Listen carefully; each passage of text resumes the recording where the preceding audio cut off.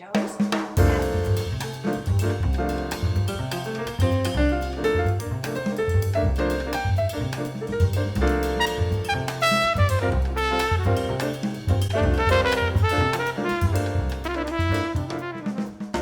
Hi, this is Jenny Hudson bringing you the Author Connection, and today I am delighted to have Michael Forcier as our guest.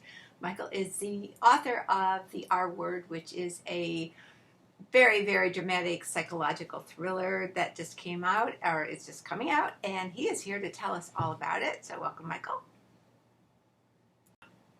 So Michael, The R Word is a very, very intense book, kind of a little like a sock in the stomach. And I am wondering what motivated you to write this book and what that process was like for you. Can you tell us about that? Initially, when I sat down to start a novel, I started on a different project that I had been thinking about for a long time, about a school shooting. And I was in a writing class at the time and decided that I wanted to try a different project first, kind of to hone my craft of writing. So I had an idea for actually a short story a while back that was based on a news report I had heard about a man in, I want to say it was in the Boston area, who had held women in his basement, had them chained in his basement and kept them there basically as slaves. There was one in Cleveland, I think, about a year or two ago, too. Yeah. Yes, and that made major headline news, and I was actually writing The R Word during that time, and before that, I also blame this on my mother, who seemed to have a fascination when we were growing up my sister and I were growing up with serial killers.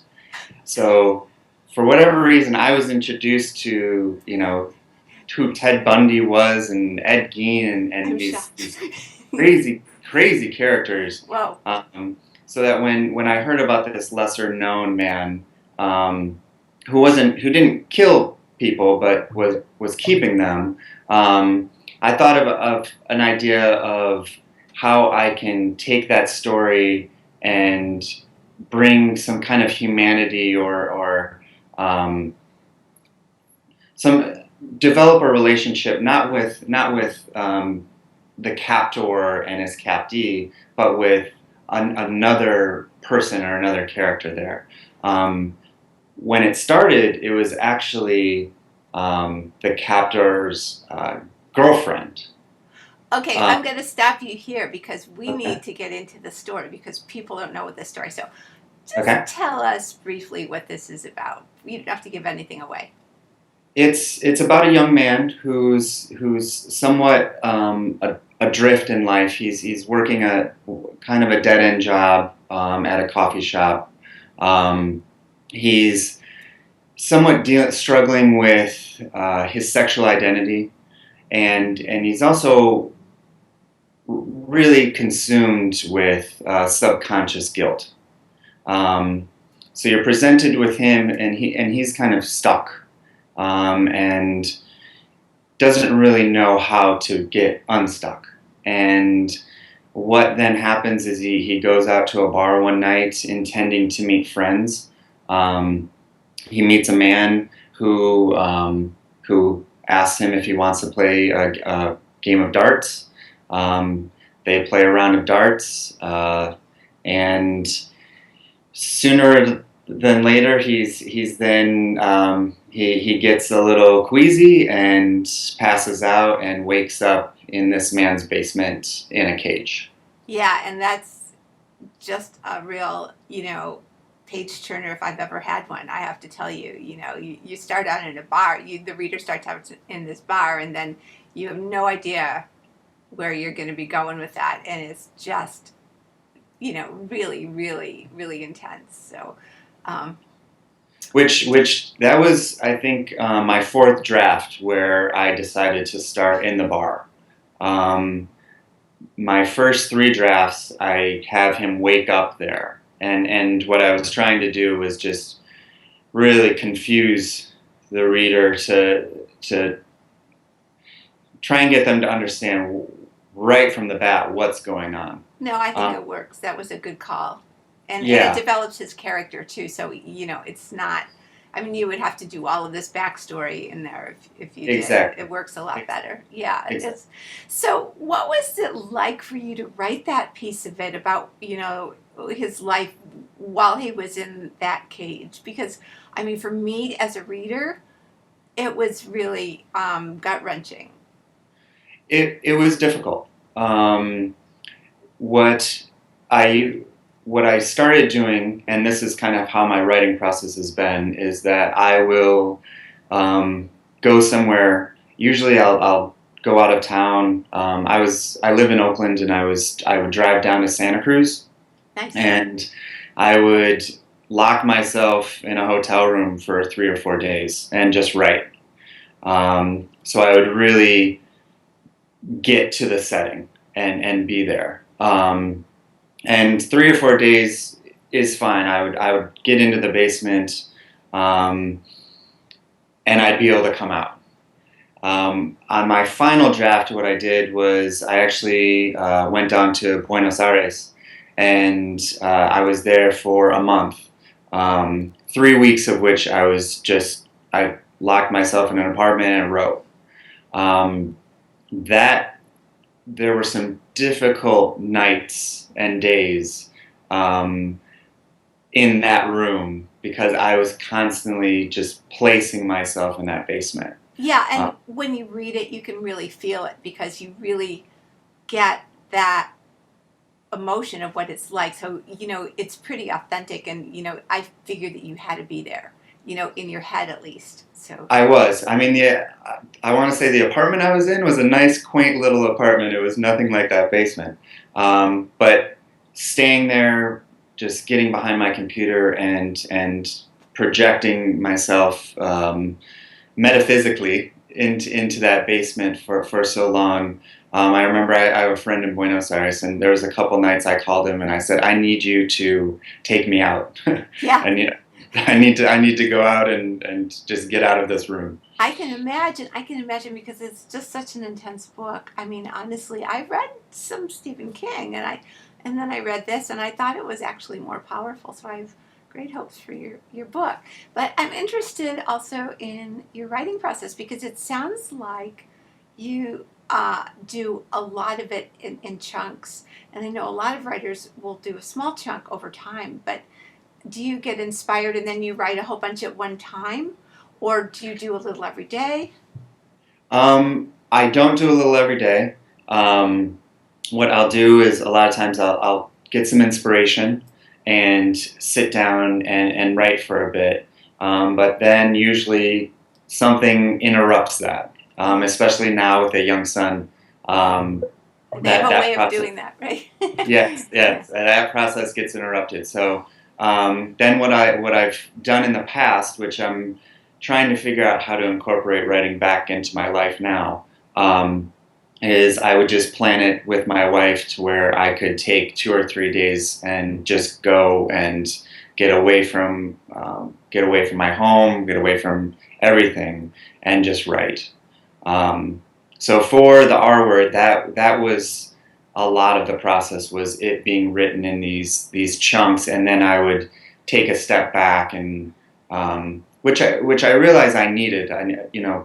Writing for 3 or 4 days in that setting and putting myself there kind of needed me to step out for periods of time. Yeah, especially with such an intense book. So Yeah. going back to the R word, can you talk a little bit about what the R is in the R word and what your background is and what you bring to that?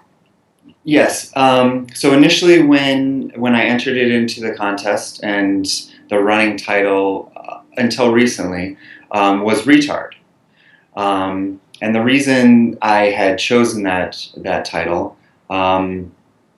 just was because it's kind of become a little more of a hot button word.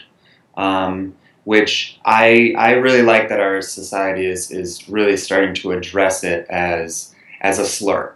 Because when I was a child growing up, um, it was commonly used. I actually still think it's pretty commonly used, and we're just now starting to address it's how it's inappropriate. Um, and in it, the characters who use it and when it's used in an offensive way, and often what I'm trying to do is when people are using that term, they tend to be putting either another person or something in this particular box, and that particular box usually means that that person or that thing is less than. Um, so one of the things I really wanted to challenge myself to do was to also to challenge how that word is being used and how a lot of times it's inaccurate. Right. So someone watching this show isn't going to know how that fits into your story. So without giving too much away, can you talk a little bit about how that is part of the book? There are two characters who are autistic. Um, they have slightly different forms. They're slightly different forms. They're different on the spectrum. Um, but the two characters are um, throughout the novel at times called or referred to as a retard or as retarded. Right. Um, and what I really try to do is to take these characters and show how they are so much more than being just put into that box, and also just kind of show how again how inaccurate that term is and how it doesn't apply to them so much. So what's really interesting about the R word as a piece of fiction is that it's not just a thriller. It really has some depth to it, and it has character development, and which I think is a really great combination. And you should be really proud of yourself. And Oh, it thank has, you. yeah, social implications as well. And so I'm wondering what you're writing now, and if you're continuing in this vein, or what are you doing? I'm not. I mean, I wouldn't say that I'm continuing this vein. I'm getting back to the story that I started writing when I was. I think I had the idea to write it when I was 22 or 23. Um, Kind of the Columbine incident was still pretty fresh at that time. Um, and what I really wanted to challenge myself to do was to create a school shooting story where the reader is brought along with the protagonist um, throughout so many trials, so much heartache, so much sadness. And so when that character decides to make this horrible choice and go into his school with a gun, that the reader has some empathy for that decision. Not that they would ever agree with it in any means, Mm-hmm. but that there is some empathy for this character and the choice. Because I'd like to. My goal is to kind of challenge us to not just when these incidents happen, just paint things as good or bad.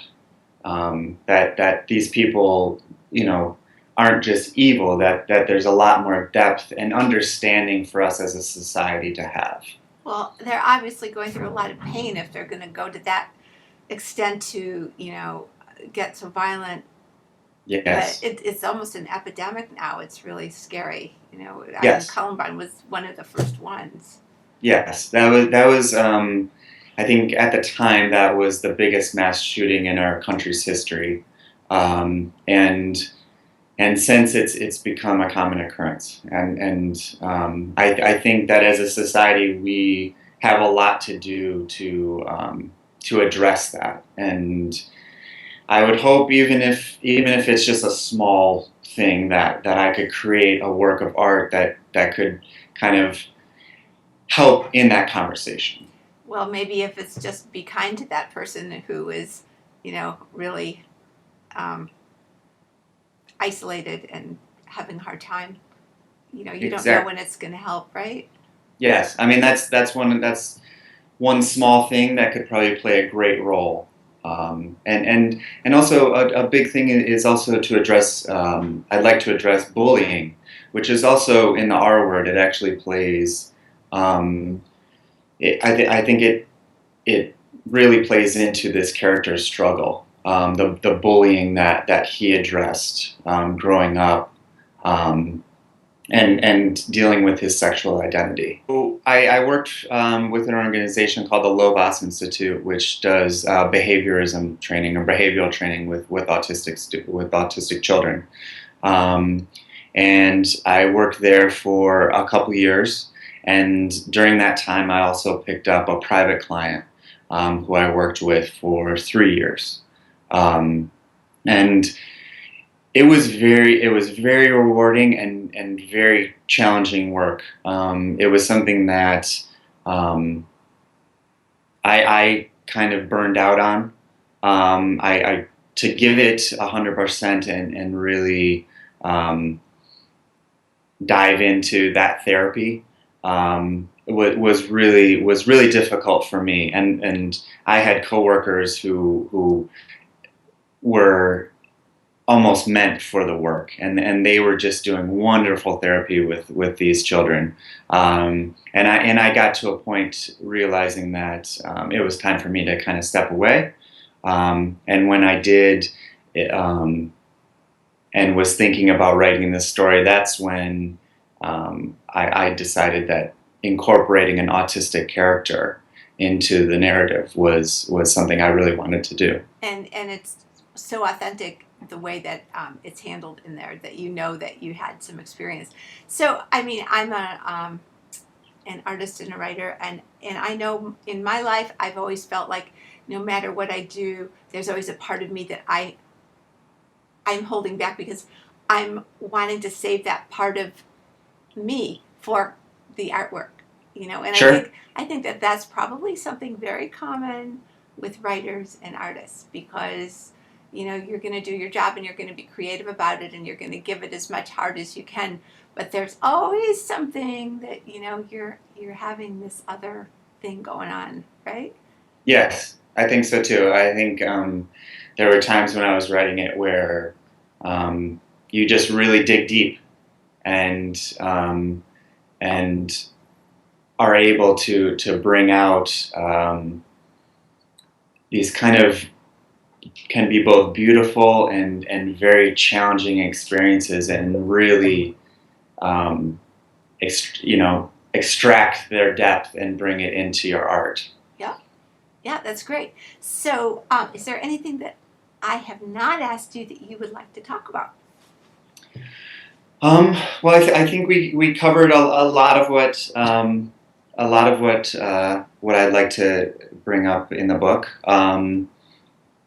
I guess I'd say the only other um, main issue that comes up when people ask me about the book, when I've had certain friends read it, and and a lot of times people ask me where I got the main character, because I know as writers, I think it's fairly common that people who aren't writers Think it's you.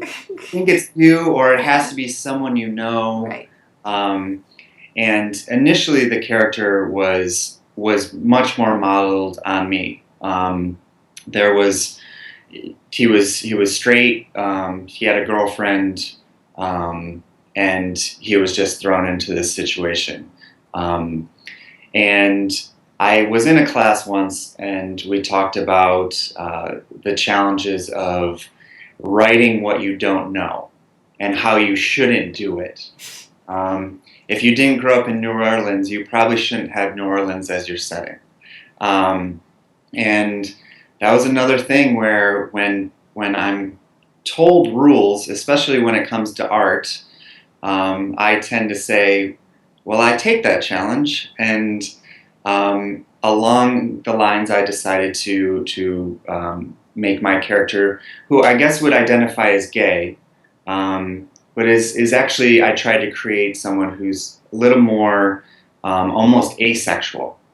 And I really wanted to address that because it's something it's easy to stereotype gay persons, gays and lesbians. It's easy to put them in a box just like you would someone with developmental difficulties. So I really wanted to challenge myself to create a character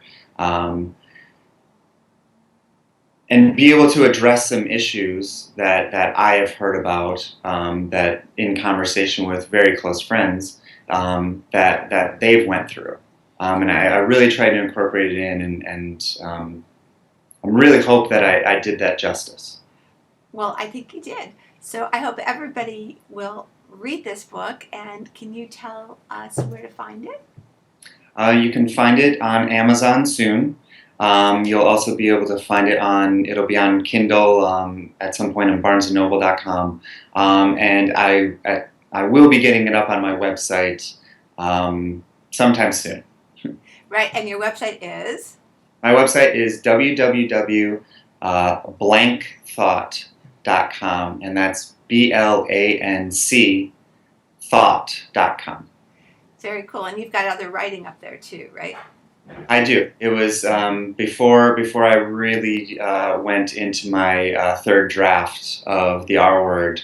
I was writing a lot of short fiction and just wanted to write and get it out there for people to read. So there's a lot of pieces up there that people can read of mine. Well, everyone, I hope you check out this book. It is terrific. And thanks again for joining us on the Author Connection. And thank you, Michael, for being our guest. Again, this is Jenny Hudson, and this is the voice of independent authors. Please join us again and check out our other shows or visit us at merrimackmedia.com. See you next time. Hey everyone, it's Malka from Contemporary Books, back for another episode of the Author Connection. On this episode, I'm really excited to talk about one of the many books I read last week. I always say that the mark of a good book is when you can't seem to forget about it long after you finished it. That book for me is Stone Angels by Michael Forcier. This book is a lyrical and thoroughly engrossing story of Augustine Shaw. He is a young man who reflects on the last few years of his life in college, which includes his experience with first love, friendships gone awry, and the unintended consequences that occur when both aspects of his life overlap one another. The story opens up with Augustine, who goes by the nickname Shaw, on the road back from a drunken getaway with 3 of his college friends. They are all about to graduate, and Shaw is about to be catapulted into adulthood. In the dead of the night, with his car nearly out of gas, he stops to refuel at a gas station, and is there on the wall he finds written, "Honesty and frankness make you vulnerable. Be honest and frank and real." And so begins his journey towards self-redemption and forgiveness. He utilizes the long, solitary journey on the road back home to reflect on the last few years of his life that no doubt